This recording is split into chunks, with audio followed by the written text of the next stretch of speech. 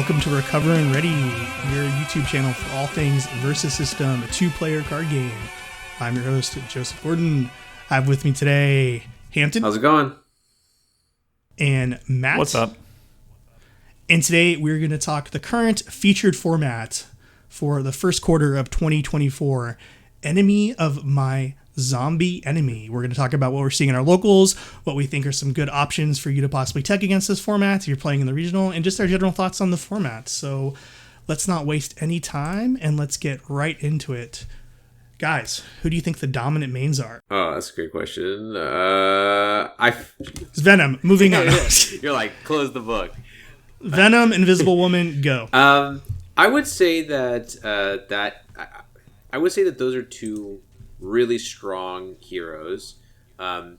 Basically, you're thinking when we're playing with a format where there is like heavy incentivization to wound or to give the virus, and basically you're slowly attritioning as the game goes on. So heroes that can mitigate that kind of thing, either by healing or by tucking and passing, those tend to be like heroes that are going to have an edge in the format. So, Venom comes to mind clearly. Obviously, he has access to a lot of greens, and he has queens in this format where he did not in the previous format. He also has the plot twist, which, heals all the symbiotes. So Venom has the access to probably the most heals. I mean, X-23 has a lot of heals as well. So we can talk about her in a bit. But, Venom just has a ton of resiliency, and he's also is kind of aggressive and has tons of pressure. So so far we're only 3 weeks into the league that Joe hosts a game parlor, but we're 2 weeks in, and so far I believe Venom probably has the best record of the heroes, and he's been played the most consistently. He's played, he's got five wins of the. I think he wasn't there 1 week, but he only dropped one game of the weeks he's been. So that's strong. Invisible Woman is strong because she can tuck and pass. Obviously, she can hide. It's hard to deal with in this format. You can really only deal with it if you have things like Negative Zone or Devil Slayer. These kind of things can deal with it. But if she can avoid the virus and she can keep hiding, she's a really strong option. And other healers are strong too. X-23, I did pretty well with her the first week. She is another example of a hero that has lots of greens with things like Build It Up in her package. And when she flips up Build 'em Up, she gets 2 greens if she's got them. And she heals all wounds. So she is another really strong package. So I would say heroes like that have heal, and heroes that can tuck and pass are going to have they're going to have really strong showing. Yeah, aggression is really the thing in this format. So anything you can do to mitigate that with heals or tuck and pass is going to be a huge advantage, because there's not a ton of tech in terms of like disruption. You have to play basically loyalty decks that you can maybe sprinkle zombies in. So if your chosen teams don't have counter options, you're kind of boned, right? Mm-hmm. Matt, what do you think? I'm not going to claim to be an authority on this. I could say who I would think about playing. I would probably go to Invisible. Tell me, who would you think? Invisible Woman would be who I would go to probably first. Yeah. Not having tested the format extensively, and if I suspected, I don't know. What I have been playing a decent bit that's been going pretty good has been Spider-Woman, but I'm not going to claim that she's like, the go-to main or something like that. But I think that she's got some good things going for her in this format. The fact that she doesn't get stonewalled by Stiltman. She can, knock counters off of symbiotes at level 2, assuming that she can level up quickly. So, I've been enjoying her, but, I don't think I would take her to a major event without testing Invisible Woman first for sure. Obviously, Venom's got all the heals.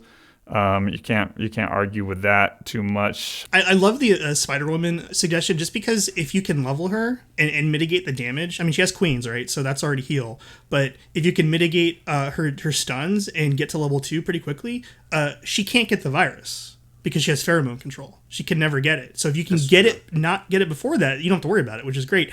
What's weird is like if she kind of shuts it off for a second when she attacks, right? I mean, they still will potentially get the wound, but like she's the fact that she can just drop 3 defense on somebody is really powerful. And she's got good support. You know, she doesn't have the best plot twist in this format, but that's okay. No, the plot twists are they're pretty bad in her team. You know, so there's some games where if you go, you go turn 1 Madam Web, you can ride that some games. 6 attack is huge, definitely. 6/5, yeah. Or sometimes the great power plot twist. I wouldn't say it's not amazing, but it can let you go aggro right out the gate. Yeah. Potentially also, which sometimes once again can get you there. But the plot twists are pretty bad on team. I think that's probably the hardest thing about playing her. You have to count on being able to use her ability to hopefully dodge wounds and stuff. They might have a challenge giving you the virus in some circumstances because if you get to level 2 quick, which that's nice and everything. Once again, I'd go Invisible Woman, Powerhouse. Yeah. I'm pretty much the guy that will try to make any Powerhouse or Monarch deck work in a format where it's available. Yeah. I just kind of like that kind of thing. It's quite good. It's quite strong. Yeah. So who do you not play? To tell me right now, just one main off the top of your heads. Who you're not playing in this format? Oh gosh. Oh man, who am I not playing? I'm not playing Henry Pym.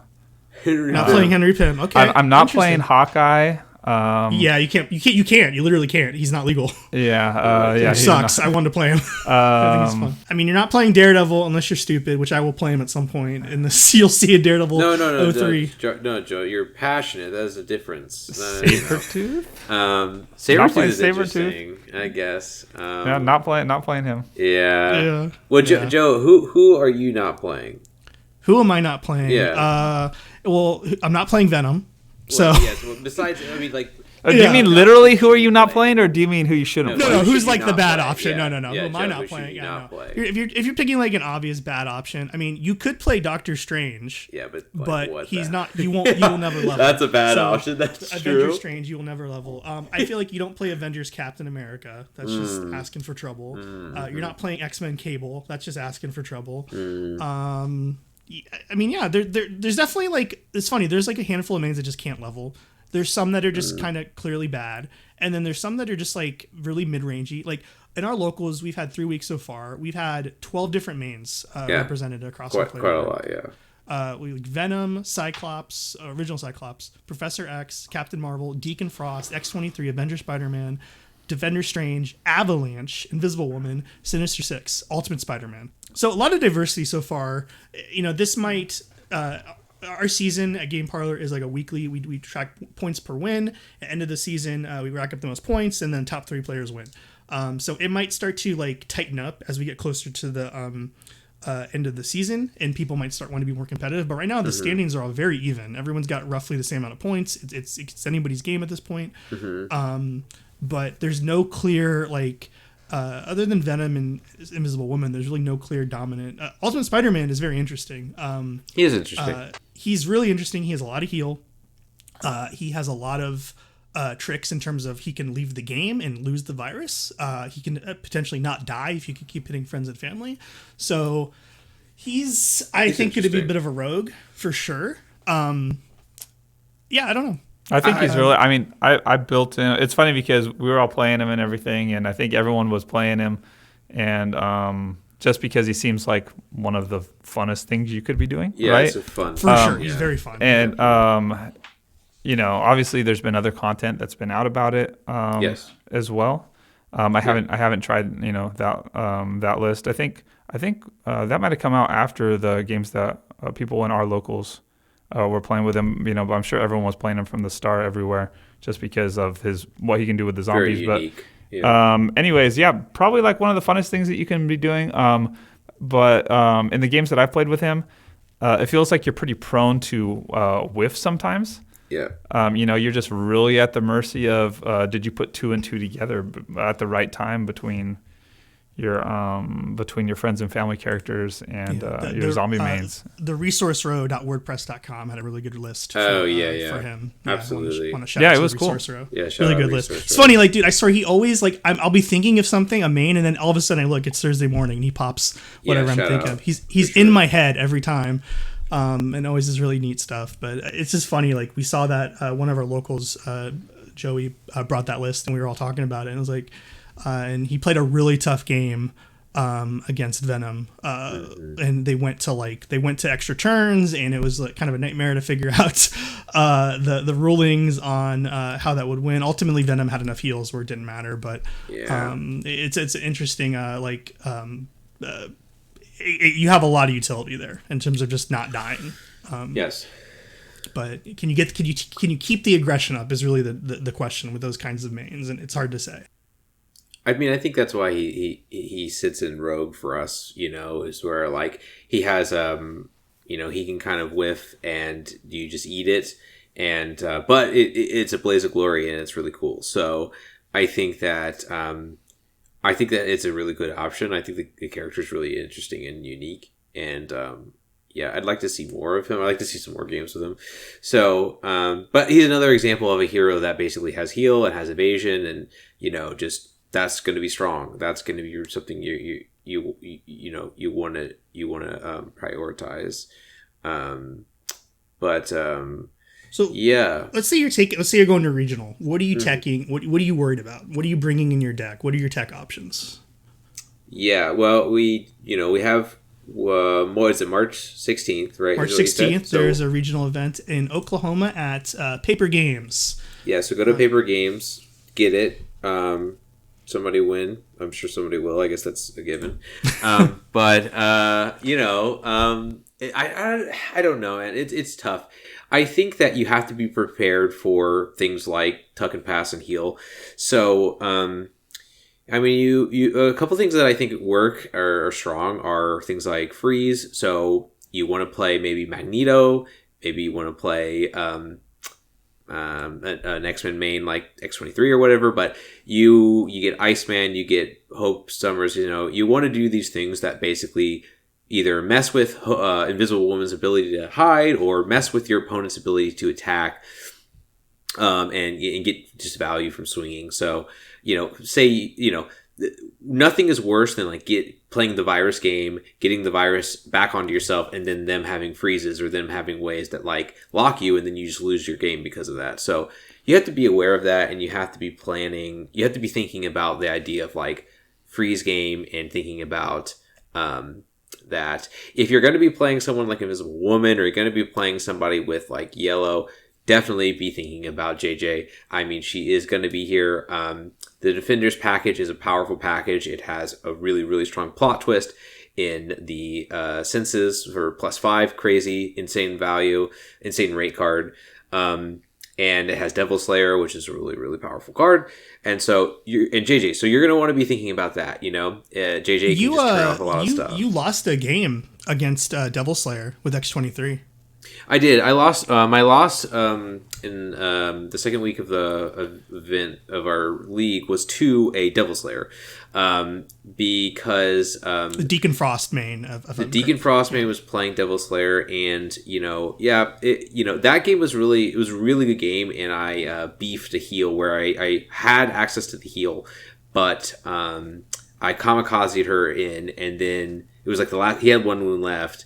And then I kamikazed it in. I didn't heal before I kamikazed. He drops the Devil Slayer. This is on like turn 7 or something, right? So I hadn't seen the Devil Slayer all game. He'd just been like kind of holding it. Waiting for that moment. Yeah. And he drops it and hits me. I don't have a Defend the Weak or anything like that. So I eat it, right? Because obviously her abilities don't apply when she's face down. So that was a tough loss, but a really good learning moment, and a learning moment that like people should take forward, which is that like Devil Slayer will get you, and he is in the format, and you're gonna see him. So if you're playing these heroes that want to tuck and pass, or you're playing these heroes that like go face down, like you need to be aware of that. So those are some good options. I'm not sure what mains you play with, like the Defenders package and stuff like that. Yeah, Defenders is interesting because like both Defenders and Underworld, they don't have any clear like no pun intended powerhouse mains that I'm looking at and I'm like, yeah. So like you're trading like a sort of like C tier, B- tier main for really solid defensive plot twist and some really solid supporting characters like JJ. Right. But like, I think you're playing the kind of counter game. Like I'm gambling. Will JJ even matter against who I'm playing? Sorry, Matt. Go ahead. Yeah, I was just gonna say that I think one thing that is interesting about the way that you have to build and even maybe think about teching in this format is that in some ways this format has more potential for being sort of a rock paper scissors in a true sense as compared to some other formats because of the fact that each team has some amount of tech options, but no teams have access to all the tech options within the format. If that makes any sense, right? Yeah, because you're restricted to just the two teams. And the tech options within each team are fairly limited, right? Like I don't know that there's like a lot of teams that kind of have access to everything. Although some teams definitely have access to more than others. At least I suspect, without thinking about it too deeply. I'll say that. But I think here you kind of have to be thinking in terms of who in the team, what mains are good in the context of playing with the cards in their team. That's kind of like the first thing that you're thinking of, right? Like, for example, I'm a Luke Cage guy. I'll play him in certain, I was playing him in Incursion before, he's powerful with stuff, obviously like Monarch and like not an incursion, right? Incursion, it was Powerhouse that he could play with. But my point is a character. This is just to illustrate a character like that. Might be like okay, either tier 2 or tier 1 in another format. But in a format like this, where he doesn't have access to that tool that he needs to be good, what he needs to be good for the most part is just the ability to dodge wounds all day, right? Yeah. And he doesn't have that on team. And so I think when you're looking at main characters here, you want to be thinking of not just who are the mains that you would maybe play from this team in another format, but who are the mains that work well with the cards that are in their team pool, right? And then obviously you're going to think about the pool that goes along with what I would call the faux team, right? Because you have like, you have your buddies, and then you have like your traditional comic book enemies that you're paired up with, right? Yeah. So you got to look into that as well. And then the next thing beyond that is okay, so who are the mains that work well within their very limited card pool? But then again, like which mains are they? Do they have options to be good against? Right. Once again, you might be a main that's good with the cards in your pool, but maybe the main that might be really represented in a tournament that you're going to is a main who your team or your set of teams just doesn't really have access to tech against. And so that can be really, really challenging. So, I think here you really do have more of a rock, paper, scissors. And I don't mean that in like the luck kind of way, right? Obviously. I mean, you could get a bad matchup and it can be really hard to kind of dig yourself out. But then you sit across the next game, you sit across someone else, and suddenly like, your game is real competitive. And it's just, Sure. like, and it's just very, I mean, is the regional going to be just, 15 invisible women sitting across each other? God, I hope not. But I just feel like Fantastic Four and Frightful are really powerful in the sense that they have access to inventions, like really strong invention piles. So like when you talk about tech options, Negative Zone gives you so much utility. I can heal a character. I can wound a character. I can turn someone face up. I can do all of these things if I'm running the right locations and I hit it. And like Hampton and I played a game testing and against Invisible Woman, and I just happened to hit two. I was able to hit 2 negative zones, and it got me the game. And like that card is just so cracked, and like having a bunch of mains and supporting characters that can access it very easily is very advantageous. So like right away, like side piles are just great. Sinister Six, I feel like is an interesting option because they don't really care about the virus, and you can potentially time it in such a way that like if you somehow get a virus on a supporting character, you transfer it to their main, you can have that turn where you don't have a character in play when they're attacking. They just have no one to attack. So we should expect that most decks are going to want to run the zombie attack. You're going to run, they might even run you're going to run at least one zombie main character just as like a get out, like a pull in case of emergency situation, give you an extra life potentially. Maybe an extra life, but put some pressure on if you need it, like drop a giant man, suddenly you're swinging against the board. There's kind of no good reason not to, unless your deck does very specific things like X-Men or something. And even then you could argue maybe the card draw is not worth it. depending on who you're running. It's hard to think of a good reason to just be like, I'm not going to run any zombies whatsoever, in most decks. Oh, and I didn't mean like run 0 zombies, what I meant is like not run like the package of like 10 zombies or so plus the I mean, like I don't think Stiltman will be as prevalent because I think he can be played around if you get. I mean, it depends on who you're sitting across, but 5 defense is really the threshold for a lot of these mains, right? And that's what I think people are going to focus on. If you have that 5 defense and you have a way to pump your defense up to 8, you don't have to worry about turn 1 Stiltman as much. I mean, if they get a God Hand and they draw, they get like 4 or whatever that they get like a Stiltman and 4 of that plot twist that renders encounters, whatever, then, it's more pressure, but like, it's not going to happen every game. So like that 5 defense is kind of the magic number, provided you have ways later in the game to do damage and do attack. And 6 defense or 3 defense and having to pump up scares the hell out of me against a card like Stiltman, right? Because then it's just get GG. Like, I just got the virus and I'm not going to be able to wound. It's just such a large amount of pressure. Final thoughts, Hampton. Final thoughts. Be ready for things like heal. Be ready for things like tuck and pass. Most decks can run zombies, but don't feel like you have to. It's a really strong package is interesting, unique, but just like I think the desire, the leaning towards is like, oh, I just I'll put zombies in, it'll be super strong. Don't feel like you have to, not all decks are going to need that, and there's a lot of viability. I think the format is really cool, and there's like we've seen tons of diversity. Obviously, it's still really fresh, so I'm excited to see how it goes from here. Final thoughts. I am typically afraid to play a main that does not have flight or range. So I don't want to get I don't want to get that RNG situation where, man, they played us. I'm not worried about if the opponent has a Stiltman on turn 1 and they're attacking me big. I'm more worried about, am I playing a main that doesn't have flight or range? They play that Stiltman and they just sit behind, and buy themselves turns. Obviously, it's only going to buy them so many turns, right? If it's not able to hit me, but I'll tend to lean towards flight and range characters for the most part here. To avoid that bad RNG, except for, I think Venom is maybe the exception here, right? Just because. And you can give him Sonic Blaster, right? So. Yeah, for sure. Easy access to it, super easy access to it. So yeah, I mean, I think Venom's okay, right? I mean, another reason why secondary mutation is great, because your main doesn't have it, and now he does, and you're good. It's hard to convince me on that secondary mutation. I tell you what, too much RNG for me. Every time I play it, it sucks. When my opponent plays it, it's the best card in the game, and I wish I was running it. All right. Well, this has been Recover and Ready. Thank you guys for listening. Please take a second to like, favorite, and subscribe. I run games every week at Game Parlor in San Francisco.